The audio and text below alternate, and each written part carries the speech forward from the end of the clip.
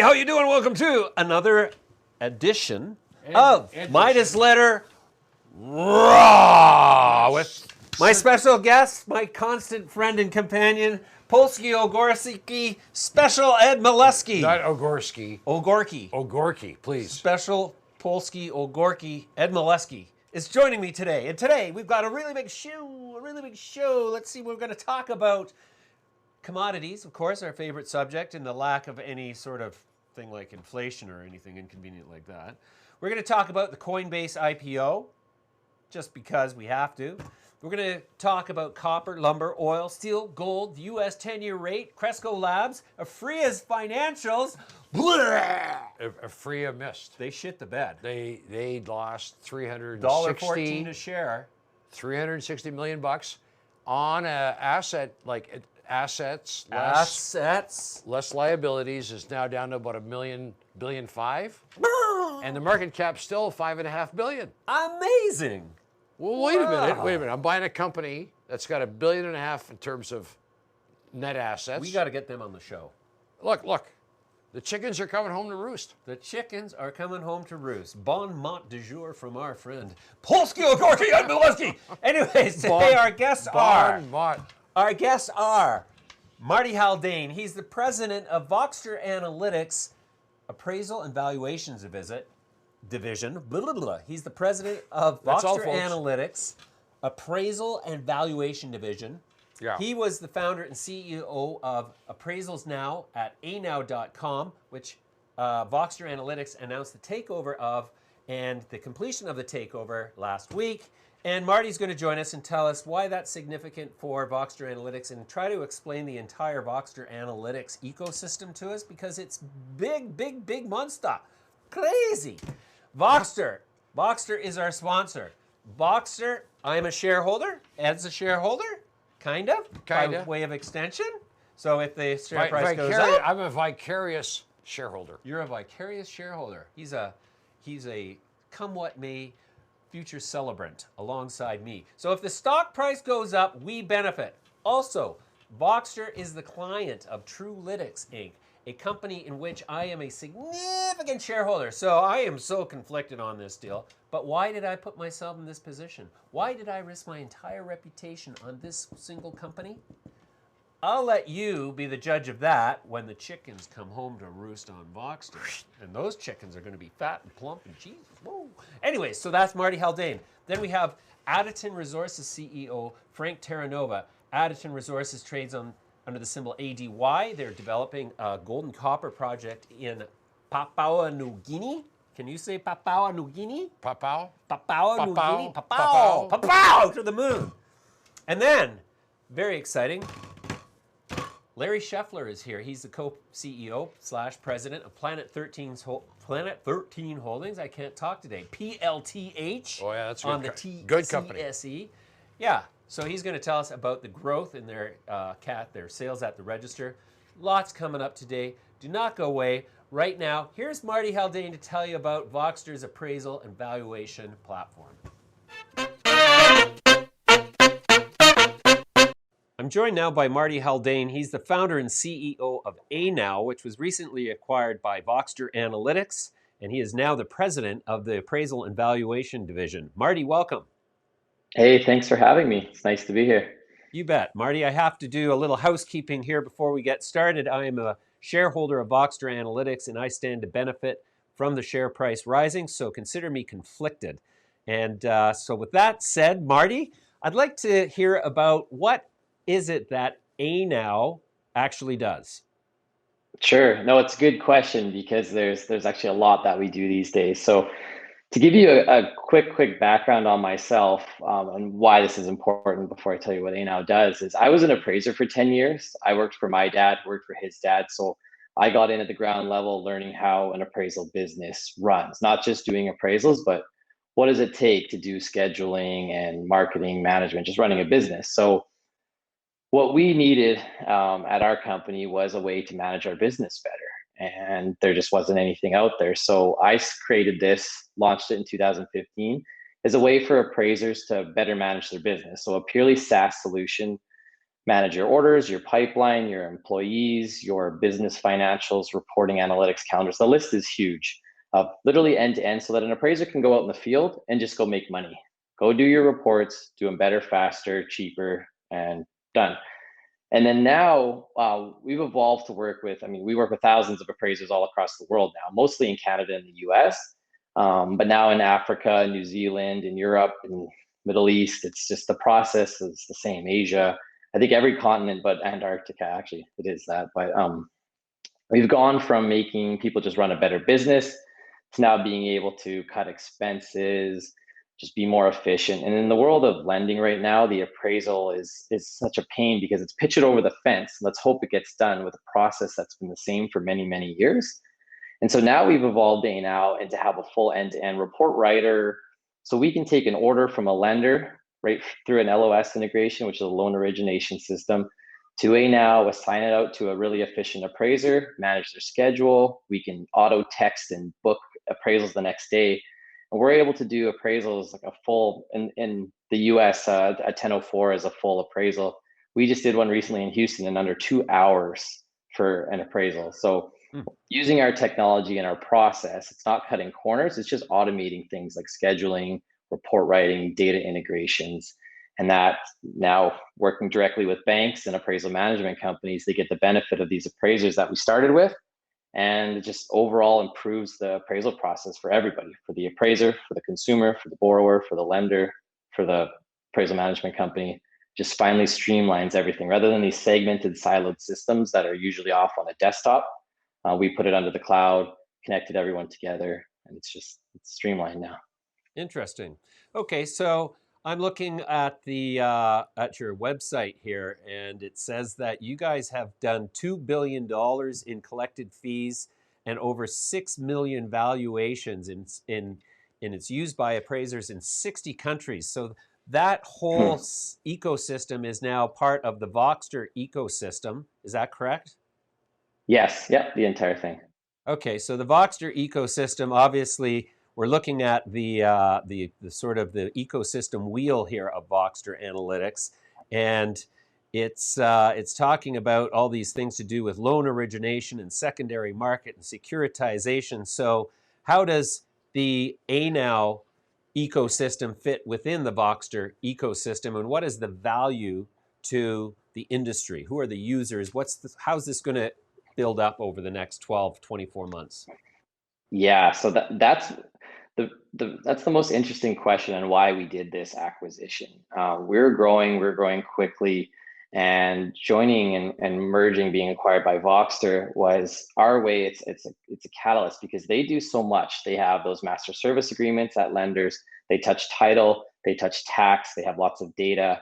And now with working together, we're able to bring the end-to-end borrowing experience from start. As soon as you need to get an appraisal done, you need to get title insurance. There's other tax things that are involved. We can combine all those together now. We've already integrated some of the different divisions together in a day just to get working together. And now it's the lender that becomes the ultimate beneficiary of all of this. And then the consumer, the borrower who's going out to get a loan, they shouldn't be in the dark ages anymore. When they go to their lender, we have a mobile app that the appraisers use. They can turn their beacon on, that we have a patent pending, where they literally turn their beacon on and you can source an appraiser right now, drive to that property, use our mobile inspection app, get the appraisal data collected, and then put into the report and sent off. So there's a lot of people that benefit from that in that scenario. I mean, the appraisers love it, the lender loves it, and the borrower at the end of the day now just had an appraiser come almost instantly into their house. That's done. They know their money's on their way. They're going to get their house, hopefully. And then it's just one big cycle of everyone's happy really, and a problem that hasn't been solved. People look at automated valuations too much, and not saying they're bad, but this is just another solution to speed up a traditional appraisal process that's looked at as can't be fixed. And we thought, let's arm appraisers with great tools, and now we're fixing it. I see. So this is slightly different than automated valuations? Yeah, this is a full appraisal we're talking about. Is a full appraisal in Canada, a 1004, a 1073, all the different numbered forms that the Fannie and Freddie require. We have all those forms in our software, and we're facilitating those. We actually do not do any automated valuations. We have some available, but it's the ANow division. But we're doing full on appraisals at the highest level with, we're not cutting any corners.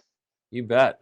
Okay, and so is the system something that is this a growing business? Are there other companies out there doing what you do?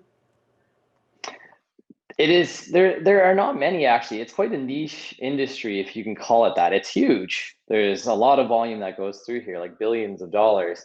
But it's really hard, I always say, to jump into this not knowing the true process. The vast majority of people, when they buy a house, they go to the bank and they say, can I borrow some money? And then the bank handles the appraisal for them, and then it just happens. Think of a purchase scenario. The purchaser has absolutely usually no contact with the appraiser whatsoever. They're off calling the current property owner or the realtor, and it just happens. Whereas behind the scenes, there's a lot of complexity around how that gets done, the compliance around that, who's able to even do that, are they licensed to do that, and what and when, and the data involved in getting that. So all of those things together, it's a lot different. You bet. Okay, so I'm curious, $2 billion in fees connected. That's a huge business. And so what is the time frame that happened in? How many, do you have a sort of pro forma number on how much in fees you're going to collect in 2021? Yeah, so that's actually about a year and a half old number at this point. So we've now, to put it in perspective, in October of last year was, I think, the highest month, and during the refi boom, where we did about 115,000 appraisals in a single month that we managed. So that number is going up a lot higher. I mean, we'll be over 1 million appraisals a year in 2021. And then the average appraisal fee being $400 to $700 in a lot of the American states. The math is pretty simple there. So there's a lot more volume, and we're growing quickly. I mean, our appraisal volume now is double what it was last year, and not just because of the refi boom and the increased, all the mortgage market as hot as it is, but our customer growth is almost double too from last year. Sure. So then, as a component in the Voxtur Analytics broader ecosystem, including loan origination and securitization and all that, is that a fundamental driver of your business as well, and vice versa? Exactly. Yeah. We're connected together. There's so many synergies on how we can do things. And think about it like this: when you get a dentist appointment, and you get a text message that you're headed to the dentist tomorrow. Great, that's awesome. I get a reminder. We're all busy. So appraisal is the same thing. Of all the things we do across the appraisal efficiency standpoint, we even text the borrower. As simple as that sounds, we're getting 2,000 views a day on our landing pages that we text, say, hey, Marty, the appraiser's on the way to your house. Here's this picture of his face. Great, there's a landing page that goes with that, 2,000 views a day. Now imagine what you can do with that borrower with, hey, do you need title insurance? By the way, do you need movers? Do you need stuff? You're buying a house, you're refinancing a house. So that ecosystem is with Voxtur is really interesting, because they have so many tools that help the origination process that we can now bolster into ANow, and it just, again, creates a better experience for people of all ages. Saying having one thing under one roof is huge, streamlined. So I guess the pandemic has been a driver of consumer side adoption of this technology, in that now you don't have to really go face to face. Is that safe to say? Yeah, absolutely. So an interesting thing last year with the pandemic, it really drove a lot of growth to our company. I mean, more and more companies going remote, needing a software like ours. That was huge. But in the appraisal industry, we're talking about people who cannot actually go into properties. As an aging demographic in the appraisal business, they're more at risk with the pandemic, and so they were denying inspections. But then there was also people saying, no, I don't want anyone in my house. So we quickly developed, we were actually the first to launch, I think, out of anybody in this industry back in early April last year, what we call walkthrough, that we can send a homeowner an inspection survey, and it even asks them how they're feeling about it. It guides them through tons of geolocation and fraud things, even like an artificial intelligence that scans the photos to say, was this actually a living room? We can detect mold and holes in the walls and all that type of thing. But that really drove a lot of people to us being the first, because it just shows our type of innovation that we do. I mean, we're half of the ANow team is software developers. We build stuff, we build it quick and build it good. And they're all, well, they used to be all in-house until we all moved remote. But it just, that's the type of company that we are, is when we see an opportunity and a problem to solve, we jump on it, and we do it quickly. We don't wait 6 months, 3 months. We just do it. And like I said, we were the first to launch that back in April, even out of all the big companies out there in this world, the appraisal industry. Right. So I'm assuming that the overarching value proposition to users of the Voxtur Analytics ecosystem platform is that the entire process of real estate conveyance is going to happen almost instantly and for a largely reduced price, and all be done on one platform, as opposed to having all these disparate components that take their own 10 days, 2 weeks, 3 months to happen. And that's the overarching value then, is this digital closing phenomenon is just going to reduce the cost by a significant amount and the time by a lot. Exactly. It putting it all together, everything is so segmented and even siloed sometimes that it's to everybody's detriment. And so now having it all together with our workflows that combine with Voxtur and ANow and all the different pieces of the Voxtur business, we can streamline so many pieces. And even when you look at the appraisal industry, it's public news that Fannie and Freddie are moving away from their standardized appraisal forms that they've had for years. And now we need software to be able to adapt to that, to the new way and the new data models. And having everything together here will allow us to adopt and adapt to that very quickly. Mm-hmm. Especially as a big organization. Right. So how difficult would it be for a well-funded competitor to create a competing sort of system like yours?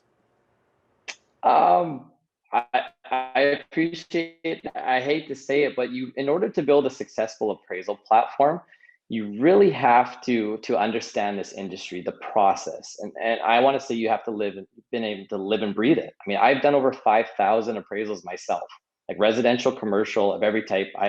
I got the benefit, and I was very lucky to work for my father, who a lot of people will say is really easy, but you actually get all the crappy stuff that you don't get paid for, and he drives you and pushes you to learn. So I learned everything, which was fantastic, and it's helped me along. So if you don't understand what happens here, not just from managing a business, but from the aspects that the critical complex pieces that go into creating an appraisal, the actual adjustments, support, and values, and what goes along with that, it is very hard to learn. I'm not saying it can't be done, but welcome the challenge, because we are far ahead because of that knowledge and because of our good customer base too, and the type of company that we built. And the type we have request a feature, as simple as that sound, is we have thousands of appraisers sending us new things every single day saying, can you please do this? Can you please do that? But having an appraisal background, we can recognize what's important or not. Say, you know what, yeah, that will actually speed up the process, or no, you're just being a pain and you want something that only benefits you. But then that all drives the overall efficiency for everybody, because we don't release anything just for one person. We give it to everyone every time we do anything. Right. In the entire fee structure of the appraisal process, what percentage of the fee that you receive can you attribute to gross margin? So we do a couple of things. So in the appraisal fee, being a SaaS subscription service, we just charge per user license and company level on our actual service. So if you go to our pricing page on ANow, you'll see here's what it costs to sign up your company, completely separate of anything on the appraisal transaction amount. That being said, we do credit card processing for appraisers. So if they want to send branded automated invoices out, we handle that through our system. We collect a fee off of that. And then we also have some transactional businesses on the lender side and the appraisal management side, where we're taking a technology fee. And that's generally around $15 or more just for the transaction, just the starting point. And then we have a lot of other things that we layer on top of that, like automated reviews and data services where that fee can change quite a bit. But that's generally how it works. But for that, the technology piece on the appraisal side, we don't even touch the appraisals. They just happen automatically behind the scenes. There's no human on the ANow side that even looks at them. Wow. It's a fascinating business. Marty, we're going to leave it there for now. I really appreciate your time today. Thanks for joining me. We'll come back to you soon and see how you're making out. No, thanks for having me on here. I appreciate that. Pleasure's all mine. Bye for now. All right, take care. So if you want to learn more about the Voxtur platform, you can visit the website at voxtur.com. That's VOXTUR. This company trades on the TSX Venture under the symbol VXTR and trades in the United States under the symbol ILATF. And if you're wondering why the symbol doesn't match, because it matches the name of the previous company before this whole thing became the monolithic ecosystem that it is becoming. Also, go find out more about exactly what Marty's company does, which is now part of Voxtur, at ANow.com.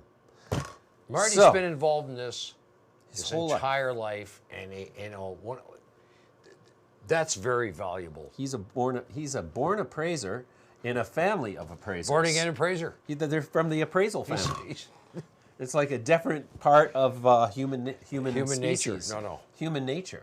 He knows a lot about valuation. Speaking of people who know a lot, what do you know about Coinbase?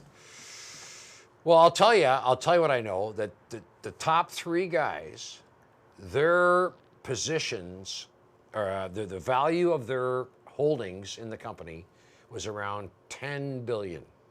Each? 10 billion each. Geez, could you imagine going out with your buddies and you're all billionaires? No, well, so one guy has a little more than the other two. A little more. He must be the boss. He stands up and he looks at him like, and they're like, no, and it's not a lot. It's like a small amount. But I saw where when they said it moved from about 400 to 300, they each lost about 3 billion. Jesus. So you know what? These guys are probably having a tough go. Yeah.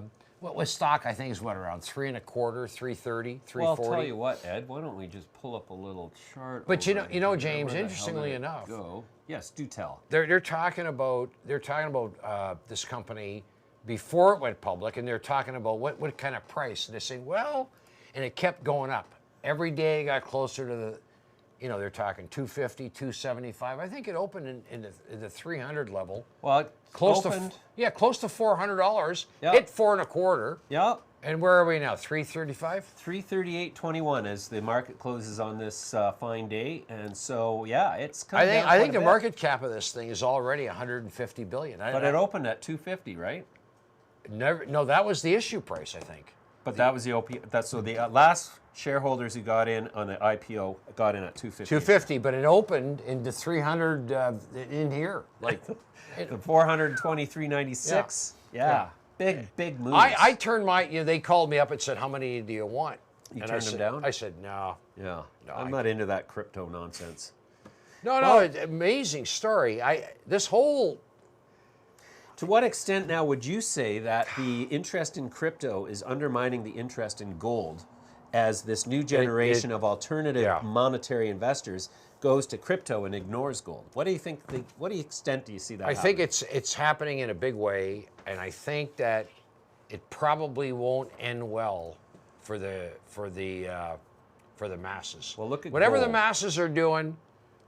And by the way, gold in this last, I'd say 2 weeks, has moved from 1,700 to close to 1,800. Well, it's been range. There you go. There you go. Yeah. So from February, it's been range bound between high 16s to high 16s. Almost 18. Yeah, and here we are close to 28 now. But let's zero in on this little segment here, Ed. Yeah. What do you there make you of go. that? There you go. Look at that. Double bottom. Little double bottom.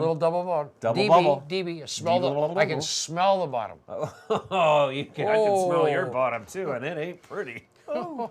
Anyway, so the other commodity segment is kind of a mess in terms of so I just took delivery today of 16-foot 2x6s made of spruce, and they were $29 a piece. This piece of wood back in January. How much? January. How much? $20 a piece. Back in January 2020, Right. $18 a piece.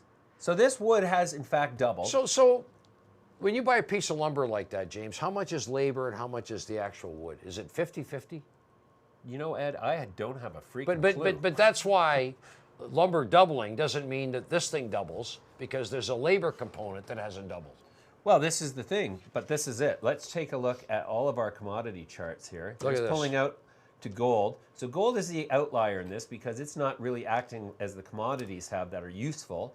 So here's crude oil, also kind of range bound. But can I just say, people turn to gold when they all else fails. I think, and I don't think all else is failing right now. In fact, so much is good that gold is just doing its job, waiting around, hanging around. Well, I'll wait for you guys to slip up, then we'll see. So you think cryptos are going to crash and gold's going to I take don't know off? about that. I don't want to. You know what? I've made too many stupid prognostications in my day. I don't want to fall that trap. Well, yeah, absolutely. That's I don't care refreshing. anymore. You're an honest man, Ed. Well, we could learn. I wouldn't from go that far. Anyway, he's too honest. But look. Commodity prices, interest rates. Yep. Remember, we were down at interest rates. Nobody saw interest rates like this. Look at copper. Yeah, In April, copper, down at 207. Yeah. March 26, it was 207. Now 416. Almost double. Yeah. And we're within 30, 40, 50 cents, I guess, of the all-time high in copper. Goldman Sachs says 680 by 2025. Goldman Sachs. No, there's some trustworthy individuals. There's some guys you want to bring home, introduce to your mother. Well, if they say it's Hey, going to 680, honey, that means look it's what I going to brought home. 680. Woohoo! We got some bankers here. All right, here's the chart on lumber. Wow. Like, look at this. Look at this, yeah. Like, Yeah. 903 Yeah. per Yeah. 1,000 board feet on Yeah. March 22. Here we are a month later. It's 1291. It's like up like 33% in a month. If this is happening now, which is, they haven't even started the spending yet. You know, the 3 trillion. I was going to say 2.9. Okay, 3 trillion. 2.9, Call it 3 trillion. Oh, yeah. They haven't started yet, and this shit's going on. What's going to happen here when the money starts to really fly?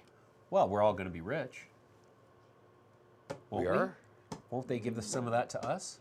Well, you never know. Anyways, enough about us. Let's talk to our next guest. Frank Terranova is the CEO of Addington Resources. Addington Resources is working in Papua New Guinea, developing gold and copper assets. Here's Frank. Hey there, Midas Letter viewers, traders, subscribers, and investors. I have a special guest today, Frank Terranova. He's the CEO of Addington Resources Corp. Trades on the TSX Venture under the symbol ADY. Frank, welcome. Lovely to be with you. Thank you. You bet. Frank, tell me about Addington Resources and your projects in Papua New Guinea. Yeah, look, Addington Resources started trading on the 24th of February of this year on the TSXV. We have well over 1 million ounces currently in our resource position within 2 key projects within the Lahir Volcanic Arc in PNG, part of the Pacific Rim of Fire. We're currently drilling, and our mantra is to grow a company as quickly as possible with our gold and copper projects. You bet. Okay, and so what is the prognosis? What have you already accomplished in terms of your exploration program, and what are your expectations? Excellent. Well, look, the one thing that when we put this company together, we wanted to make sure that we're in a world-class mineral jurisdiction, and we were able to procure assets that could grow their resource position in an accelerated fashion. We've just started drilling. We've completed 11 holes, and we'll be announcing the initial results within the next 7 to 10 days. So what we expect to see is largely consistent with our initial proposition, is that the ounce count will grow and the confidence interval of these projects will also increase. Okay, So there's some big copper gold porphyry projects in Papua New Guinea, Porgia obviously being the most famous of them. How close are you to that, and what sort of similarities in geology might you share with that? Yeah, look, our Feni project is located literally next door to the Lahir gold mine. And that's one of the largest gold deposits in the world, with well over 60 million ounces of resource base, and even more so. Our geology is very similar to that. When we put the program or the projects together, we initially focused on island locations because of the logistical advantages. And as we say, if you want to find gold, go where gold is found.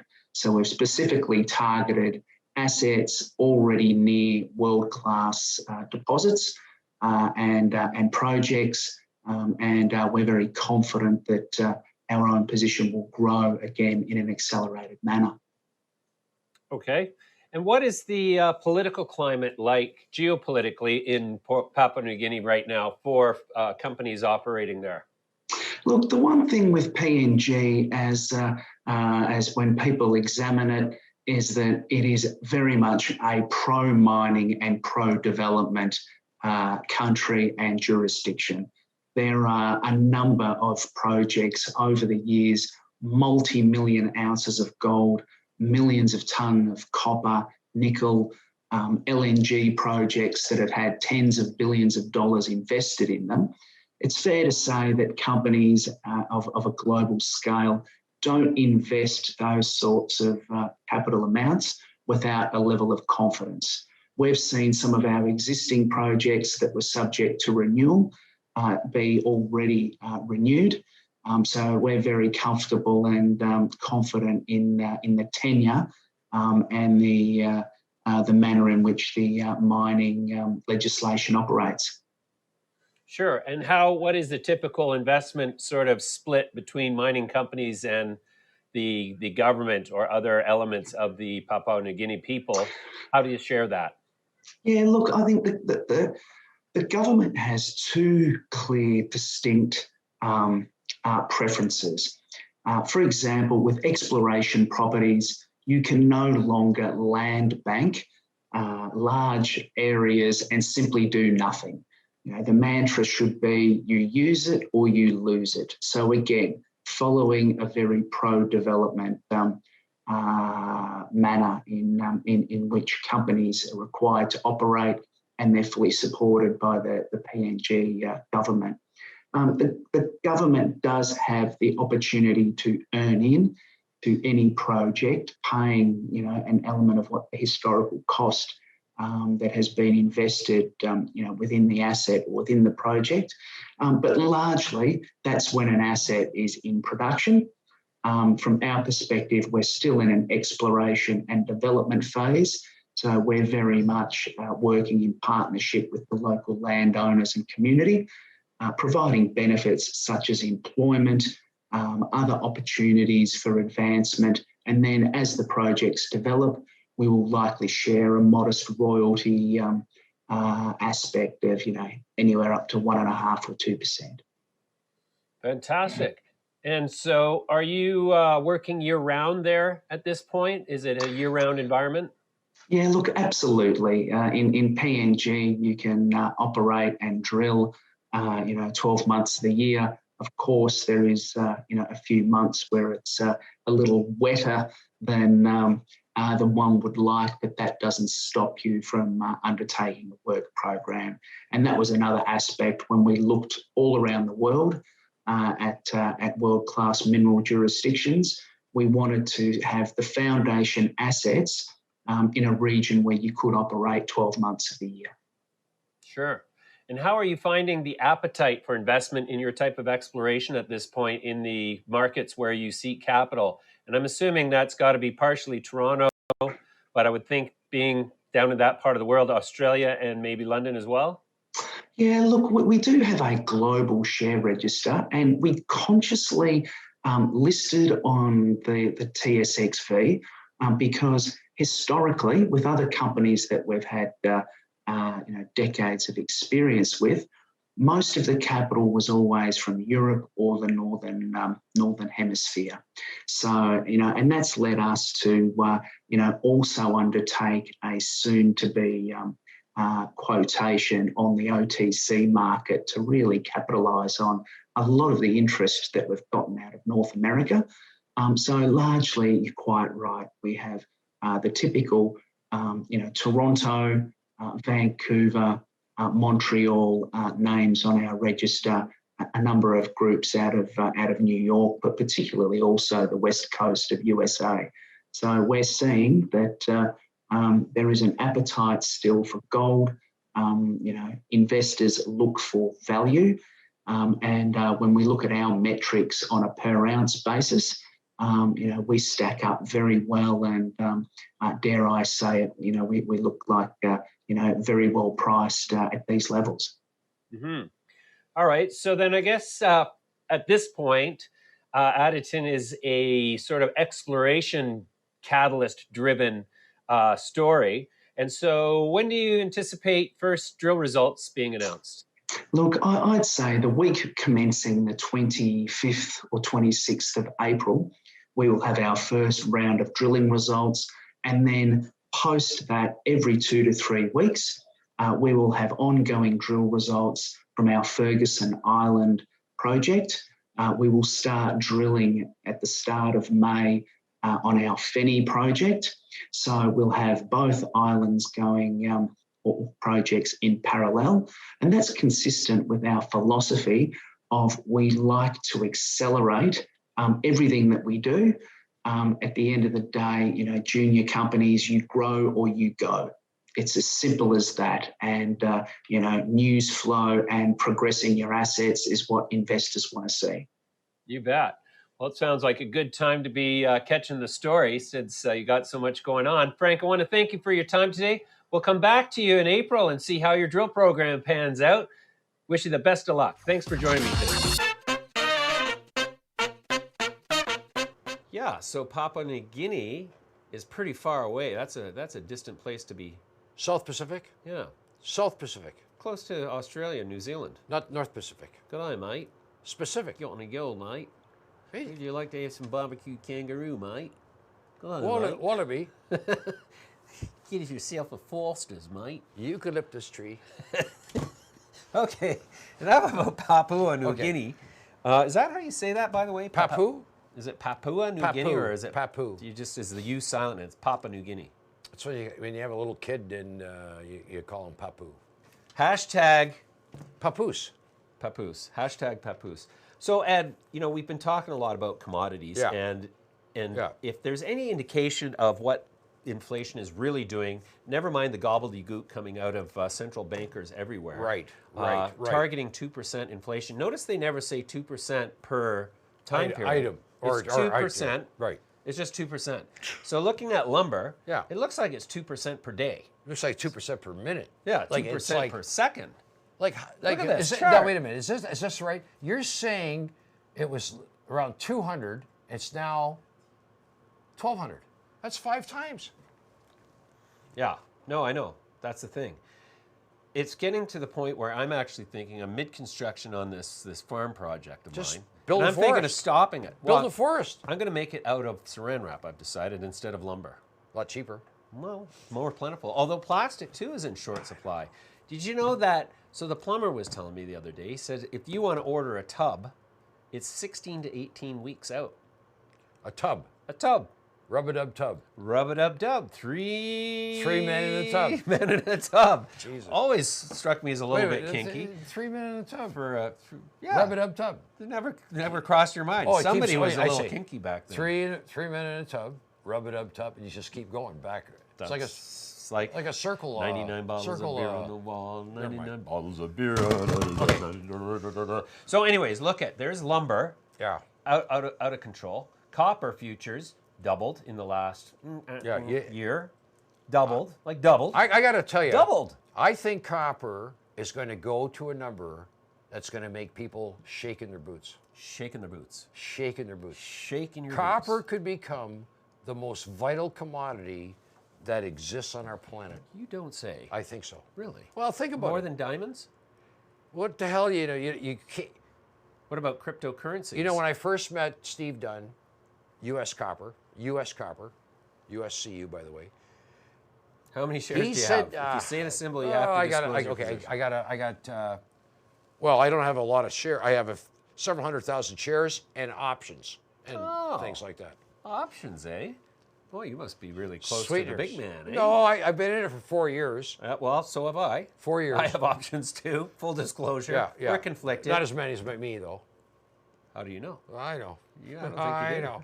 Anyway. Are you a director of the company? Weren't you a director of that company? No. Oh, okay. The point being, you can't live without copper. You can't have this. None of this shit goes on without copper. It's the one thing. The one thing. Like, for instance, let's say you're going to tie some wood together and, make a phone call. No, copper. Copper. The doctor is in. Yeah, well, copper, if they Dr. electrified the entire automotive fleet in the world, which is now somewhere below 5% electric, that's 88 million cars. If they all were electric, the demand for copper would go through the roof, and I think $8 to $10 copper per pound is not out of the question. So buying a 20-cent stock like U.S. Copper, I mean, they've got 2 to 4 billion pounds of copper, 43,101 historic resource. 3 to 5, not 2 to 4. 3 to 5. 3 to 5 now. Probably like. Do I hear 4 to 6? No, we're talking the price of copper. 4 to 5. 4 to 5. 4 to 5. $45 per pound of copper. There you go. Well, so this is the thing, though. Why aren't the copper stocks moving? Because you know what? No one really believes yet what's coming, except the people in the know. The people who know. Who know? Who them? Who dat? You. You the people who know. Okay. All right. Okay, So next. let's talk What's about. on the agenda? Have you smoked any weed lately? Maybe half an hour ago. Well, you should start buying it from Aphria because look at this financial statement here. We're going to take a quick boo at this. Okay. And this is direct response to audience requests. So thank you for all of you to writing in what you want to hear about. Yeah. Please keep that information coming, and we're going to fulfill your every desire. We're going to talk about whatever you want us to talk about. Robbery, assault, battery, pornography, stocks, bonds. Bottom line is that in the last quarter, they wiped off roughly 10 to 15% of their equity. Yeah. Okay, in a 3-month period. Yeah. They lumped. So they think about it this way. Yeah. So every quarter, they're not paying us anything, are they? No. Okay. No, we're not on the payroll. I'm just saying, if we they don't have keep shares. losing Do you have that shares? kind of, I don't. You don't have any shares? No. Oh. Okay. Well, so look at gross profit here before. Where is the gross profit? So gross profit of 31 million on revenue of 153 million, but the entire A lot of costs. A lot of costs. They've got big debt, so long-term debt. Interest on their debt. Interest. Well, of course, there's interest. Nobody's lending money. Well, rates are so low though. Apparently, they're only like. So they lost a total of $1.14 net per share. Right. On 360 million. So they've lost over 360 million bucks in the quarter. That's just one quarter. They must have wrote some things off. Do you remember when we had Chuck Turk on from 9 Point Asset Management, Alternative Health Fund, and he told us that the projected 2021 EBITDA of the top 5 Canadian-focused cannabis companies, bada bing, bada boom, bada see ya, nothing. Nada. Some companies, nothing. Nada. Nothing for you. Zilch. Zippo biffo, baby. Anyways, our next guest, you know what? He's making money. Yeah, and the rate at which they're making money is increasing. Down in Nevada, I bet. Down in Nevada. No, this guy's an operator, I think. He's an operator. Larry Schiffler joins us now. He's the CEO of Planet 13 Holdings, PLTH, on the TSXV. We don't have shares, and we're not paid by the company, so this is journalism. Take it away, Larry. G'day there, Midas Letter traders, investors, and subscribers and viewers. Today I have a special guest, Larry Schiffler, who's the co-CEO of Planet 13 Holdings, joins us from, are you in Las Vegas, Larry? Beautiful Las Vegas, downtown Las Vegas. Beautiful, beautiful. Well, thanks for joining us today. We've been following Planet 13 pretty much since before you even built your first store, and so you're one of the few companies that we often point to and say, well, there's somebody who seems to be doing it right. Tell us about how the company has grown over the last year and give us an overview of what Planet 13 is for those of our viewers who might not be familiar with it, please. Well, Planet 13 is the largest cannabis dispensary in the world, of course. And we're in the middle of, we're Las Vegas. We're 500 feet from Trump Towers and 2,500 feet from the Wynn Hotel front door. We currently have 43 cash registers. And in June, we will be doubling to almost 85 cash registers because the wait times on Fridays and Saturdays can be an hour with 100 people in the queue, even in the middle of COVID. It's expanding so darn fast, it's unbelievable. So Amazing. We're very excited about it. And I'll make a prediction, and we can grow with what we have. Within 18 months after we open the 85 cash registers, we'll be looking at, I think, doubling to possibly 160 cash registers. What will then be our maximum build out at this site. So We're currently getting 100,000 people a month coming through the store. And Fridays and Saturdays, it's just, we're seeing 4,400 people a day come through the store buying. So you did $9.7 million in March off of just how many cash registers do you have now? 43 cash registers. 43. So if you go to 160, that's almost 4 times. So will that put you closer to $40 million a month, in your opinion? Well, let's go to the first step. We're going to go to 85 in June. So if we double there, you're right. Yes, the capacity could be what you just said, 40 some. But okay, that would and be. So are you? Go ahead. And you've got a partnership with Mike Tyson of Tyson Ranch. Has he started providing you with product at this point? We still carry his product, absolutely. And once COVID is over, he was coming here for autographs and interviews and pictures to help sell his product about every quarter. That's been held off now, of course, because of COVID, but we've been in talks with him yet, and he still wants to continue doing that. He's excited about it once we get over this hurdle of an open Las Vegas up 100% again. Sure. And so has COVID had an effect on your sales? Well, when we reported it in October of last year, that report, that was our largest month in the history of Planet 13. The fourth quarter was down a little bit because that typically is the slow time in Vegas. Plus, they canceled the rodeo and I don't know how many every other convention we can think of. We're back on the mend, as you saw in our March report, and the last 3 weekends have been the 3 largest weekends in the history of Planet 13 again. And we only see it progressing from there as Vegas continues to open up. We're only at about 55 or 60% open. We should be 100% open by May 1st. And we're expecting a tremendous increase here at Planet 13. Well, fantastic. So then you're opening another store in California as well. And you have, is it 2 more stores planned? Well, when you say, you mean in California, 2 more stores planned where? Well, I've got in February 3, started construction on an Orange County superstore. That's correct. And that will open July 1st. That has 50 cash registers to give you an idea of size. The building is only 40,000 square feet versus here it's 112,000. So the first phase will be the dispensary with 50 cash registers, and Planet 13 2.0, the next level up, another grand experience. And then we can also build out a 15,000 square foot consumption and nightclub, adding to the 40,000 square feet, giving us a total of 55,000 when we're done in Orange County. Wow. And so is the Santa Ana Superstore, that's the same one as the one in Orange County? That is correct. It's Santa Ana in the middle of Orange County. Wow, that's fantastic. So besides Nevada and California, do you have other states in your radar? Absolutely. We've been making trips to everything from Florida, Arizona, Massachusetts, Michigan, and Illinois. Since they're all recreational, other than Florida, we hope that'll change soon. That would be a big state for us if it went rec because of Miami, St. Pete, and Orlando, which are kind of the window we're looking for with the tourists and the rooftops at the number of people that are there for residents. Yeah, you bet.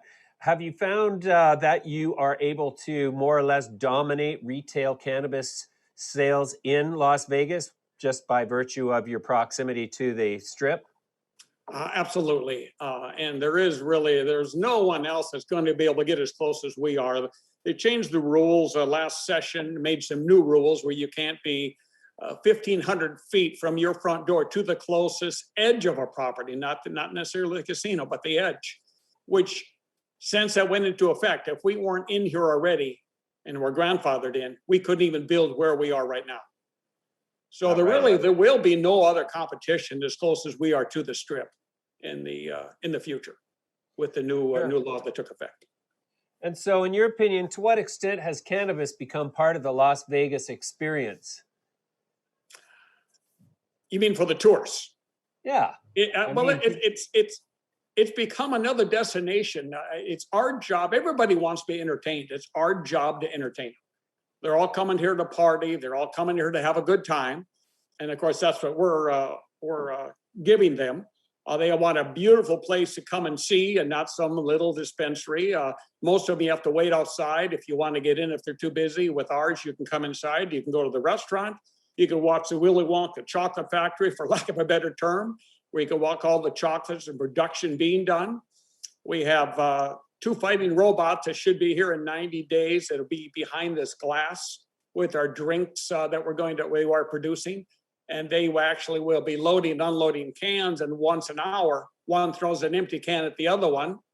They get mad at each other, and they pull out 2 swords and have an actual sword fight. The loser is then going to turn around and pull out a bottle of beer from a cooler, open it up, crack it open, salute the winner. The winner will take an empty beer glass. He'll pour him beer. They settle their differences and go back to work. That's great. Geez, that's almost worth a trip to the store, just that on its own. So in terms of supply, how are you keeping the shelves full? Is it local suppliers you're using? I guess there's still no interstate trade on cannabis products, so you've got to supply everything from locally. Yes, it is. And of course, I don't know if everybody remembers, or the listeners now, that we bought a 45,000 square foot building in July, an existing grow, 25,000 is already built out to add to our 15,000 we had. And of course, we have another 10,000 in Beatty. So that is helping a lot with our strains. So we're up at 25% of our product we grow now, but it still sells out just as soon as we harvest. So we have such a good name on our premium product. But we have 50 vendors we buy from. We have not had a problem at all at getting the cannabis we need, whether it be flower or any other product for edibles that we do. Of course, we do supply a lot of our own with the gummy squares, chocolates, drinks, and vape pens. Even with our gummy squares, we probably sell $1 million worth of gummy squares a month from our store. And we are now in 53 other dispensaries throughout the state that we manufacture and sell wholesale. Wow, that's incredible. The Biden administration came to power on at least references to making cannabis nationally regulated. And that sort of seems to have backtracked a bit. And that's had a sort of a calming effect on the rising valuations of cannabis companies. But to what extent do you think that matters, or does it matter at all, considering that increasingly states are becoming more and more open to cannabis rules, Las Vegas, or rather New York most recently. And so, the bottom line is the industry is growing in spite of the government. But if the Biden administration was to roll out a national strategy, would that have a real effect on your sales, do you think? I don't think it'll have a big effect on our sales. They're coming here. We're legal already in the state. They're buying their cannabis and consuming it here.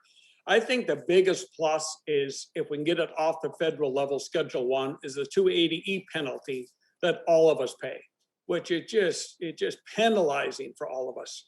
And that would go straight to the bottom line. That also would allow a lot more investors within the state that are still tiptoeing around, can't or don't want to get involved in the cannabis industry since it's still on Schedule 1. So with all of the new investors that could be possible, big pharma, big tobacco, and big alcohol would be getting their fingers into it also in the future. I think it'll change a lot if it does. I thought it was a great illusion that this current administration talked about. But I think President Biden's been pretty adamant about not wanting to go off the Schedule 1, but wanting to decriminalize it. I thought maybe he could do what I'd heard before, and that is turn it over to states' rights, kind of wash their hands of it so they don't have it on their playbook when they're going up for re-election, and give it to the states like they did alcohol. And every state could be different, but still take it off the federal Schedule 1. We'll see what happens. Listening to what's going on, and now the vice president going behind, backing the president and saying what he wants to do on not decriminalizing. It's a little disheartening on what it sounded like when they were running, but it is what it is. I don't hold out a lot of hope that it's going to happen under this this next 3.5 years that they're in yet. Sure, you bet. Okay, Larry, well, that's a great update. I'm really thrilled to have been following Planet 13. It sort of stands out there as a beacon of, of revenue growth. What's the story on profitability? Is Planet 13 profitable? Planet 13 is profitable. We've been doing a fantastic job on all of it. You also see that we try to treat also the money, and we've been criticized a lot for not moving fast enough with the money that we've raised. So we're sitting with 143 million in the bank, zero debt, and yet we spend the money like it's out of our pocket. And if you don't do it that way, then you're not doing your investors any justice. We did it when we bought the grow in California and got it down to 5 million from 10 million for that facility there. When we bought the grow here on the second grow in Las Vegas. So we take our time. We're pretty deliberate. It's got to hit all the boxes that we decided we want to do. But we're in the middle of some fantastic interviews and investigations into spending our money, but we'll do it very wisely. And everybody I know will be very happy once we make those announcements. So all I can say is stay tuned and onward and upward. All right. That's awesome, Larry. We're going to leave it there for now. I'm going to come back to you shortly, and I can't wait to come down and see the new expanded store as soon as the travel restrictions loosen up here. But congratulations on your progress. I look forward to seeing you soon. Great. Thanks a lot. Appreciate it. So if you want to find a winner, Ed, where do you go? We all know the winners are all in Las Vegas. Well, apparently. Listen, that's amazing, though. No, but you know what? Why would you work if you could just gamble to prosperity? And be high all the time doing it. Be high and... Now, let me ask you this. You smoke a lot of weed. No, how do you know that? Because you stink of weed all the time, and you've got this goofy countenance. You don't stink of weed. I happen to like the smell of weed. Like, it's good. I was like, come on, bring it up. Is that like, oh, that's got a little sativa in it? You know what? Here, how about one of these? How about, instead of one of these, how about... Yeah. I'll give you the double. Here. Not only is this hand saying go away, this hand saying go away too. Right. Okay. So anyway, I've watched this company for quite a long time. Back when we were doing the show, they're at $8 a share now. We had them on at $4. We had them on at $2. We had them on at $1. No, Are you people learning anything here? I'd like to know what's their total revenue. Total revenue? You want me to pull up all that information right now? No. We only have 5 minutes left, Edward. What am I going to do? Okay. Well, let's find out. Yeah. So talk about it next week. Mike Tyson being part of a cannabis deal. Iron Mike Tyson. We got to touch on this company right here on the chart is the parent co. The symbol is gram.f. And this company, this green arrow is where we first started talking about it when it merged with Subversive Capital. Look at this sell-off. Like, this is an American company, has Jay-Z's, he's got a couple of Jay-Z's brands in it. Jay-Z's a spokesperson for the company, right. But it's just been wah, wah, wah. So, but the point is, with such a sort of loaded stack, and again, I don't own shares in, I did own shares, but I sold it. You thinking of stepping in soon?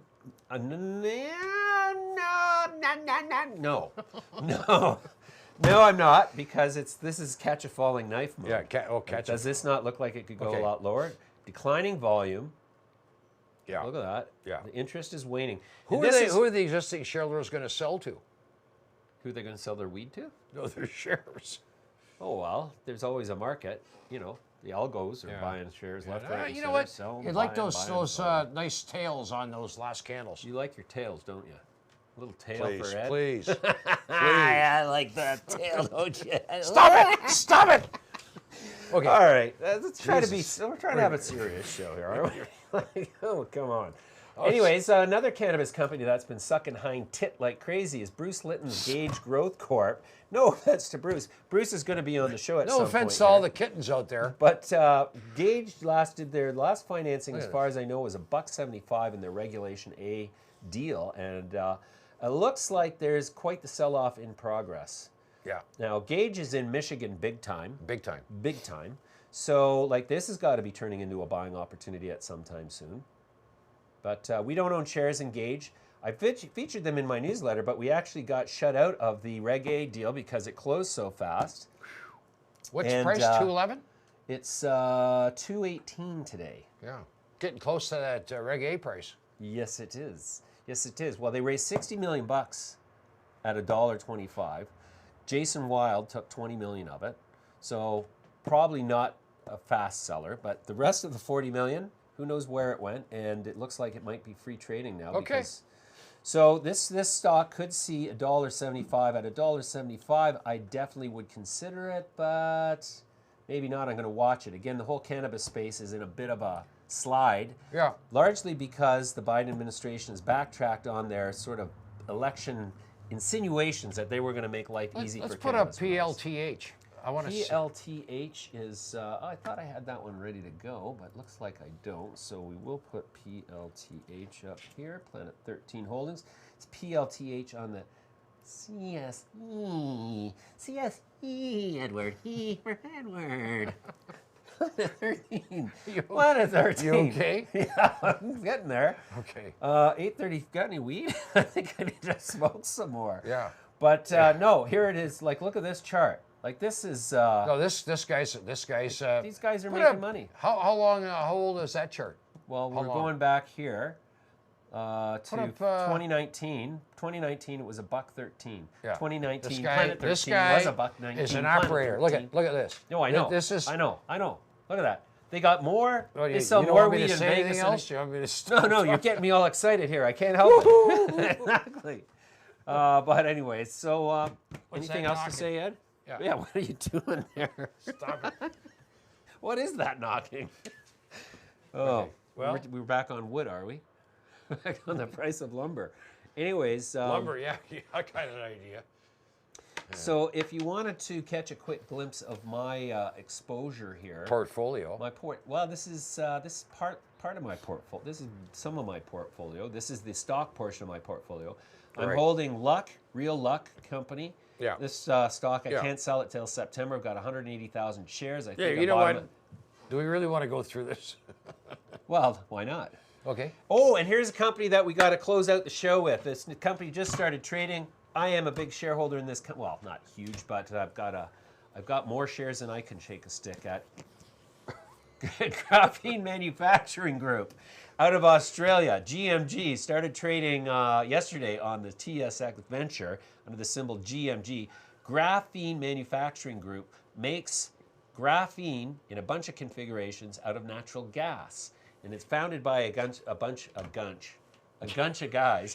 guys from Australia, all of whom were involved with the Natural gas. what's the Natural- company called? natural Royal gas. Dutch Shell, the former head of global sustainable energy for Royal Dutch Shell, Guy. Yeah. Can't remember his last name. He's now the chairman of the board of this company. These are all former Shell engineers. Yeah. And they are making all kinds of graphene products. They've also got an aluminum ion So how battery. much cash would this company have right now? How much cash would they have? I think they just closed on now. I've got so many closings in my head Okay, that I'm so- going to get it wrong, so I don't want to say, but I think a few they million just bucks? closed 60 million. But I'll tell you what we'll do here. Let's pull up a quick press release. Graphene Manufacturing Group. And here we go. GMG. News, quickly. Listing of shares. Merged with Cuspis Capital. Yeah. What? How much? We can't see a press release how much. Okay. They raised a bunch of money though. They did Okay, very well. you know what? We'll get the information. We'll pass but, it on next week. Full disclosure, I am a shareholder. I do Yeah. stand to benefit if Looks the share like price goes up. Looks like it's making you a little giddy. Well, it is because it just started trading today. But actually, Today you know what? or yesterday? Yesterday. I haven't sold any shares. I'm not gonna. Yeah, you know why? Yeah, I do know why. You don't know why. Actually, yeah. Laugh it up. Jokes between your ears, fluffball. Anyways, there's our show for this week. Come back and join us next week where we'll continue to talk our book shamelessly, and we will continue to talk about our proud sponsor, Voxtur You know who's got the Analytics. bigger book? Well, that's because I'm not smoking so much. I got a little book. I got a little notebook. You got that's I not all got a- that's no, little. I got a piece of paper in my pocket with one name on it. What do you got, a tome? You're sitting on a tome. Hey. Talking your book. Let's not talk Okay, my book. okay. Anyway, so there's our show. Thanks for joining us. Don't forget to hit the subscribe button and like us and send us what you want us to talk about in our various surveys and social media presences, and we'll come back Okay. to you. Got a guest idea? Write us. Thanks for watching. Bye-bye.